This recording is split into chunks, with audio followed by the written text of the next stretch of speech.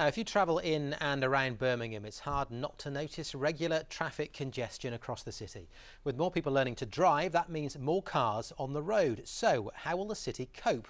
Well, Birmingham City Council's unveiled its plan for the future, which it says will improve road safety, reduce carbon emissions and cut congestion.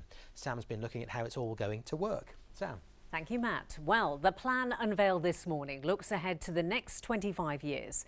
And if it's given the go-ahead, we could see a radical shift in how transport works across Birmingham. At the moment, half of the 2.8 million journeys taken across the city each day are by car. And as anyone who's driven through Birmingham at rush hour knows, that leads to plenty of traffic. The report estimates that all this congestion costs the West Midlands economy as much as £2 billion a year. So what's the solution? Well, the plan suggests a network of solar-powered and electric buses that would operate across the city. Their batteries would be charged as they move through stations, heavily reducing the amount of CO2 emissions in the city. The idea would be you wouldn't need a timetable, as it operates so frequently you could just turn up and hop on. Well, this would be supported by the existing tram and rail networks and provide safer cycle routes, making the city centre altogether a more pedestrian-friendly area.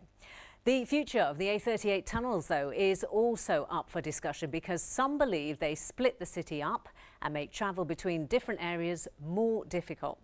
So, in general, the plans are geared towards getting people to use public transport as their first choice. Birmingham is totally reliant on cars. There's one small metro route into the city. Other than that, there are the normal buses, and therefore the city does not provide the sort of transport network that other cities have.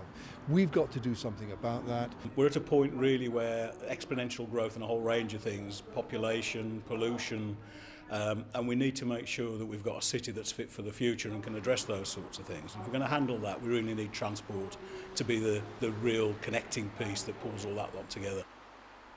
And with all these new routes, we'll need a way of navigating it. Here's how the route map could look, showing the easy links to some of the West Midlands' biggest landmarks. And just like London has its Oyster cards, there would be a smart card system enabling travellers to hop on and off the different services easily. This plan is just the start. It'll now be open to public consultation as the council looks at improving the transport network right across Birmingham. Matt. Sam, thank you. Well, meanwhile, staying with the transport